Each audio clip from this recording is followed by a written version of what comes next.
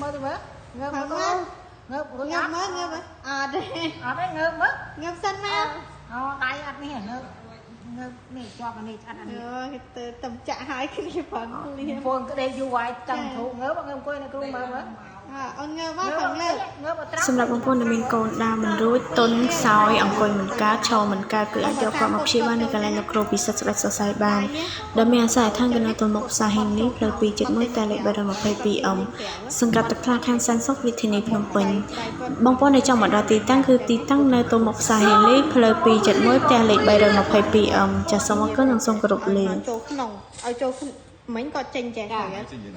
នេះយើងធ្វើឲ្យចូលចេះវិញតើអង្គទៅពីយូរវាទៀនចេញទៅក្រៅហ្នឹងហើយគឺគេខំប្រឹងក្តាប់ឲ្យមើលក្តាប់មើល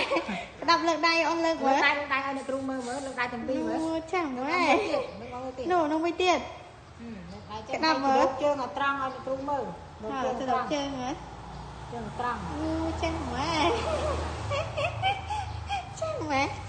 ដៃសា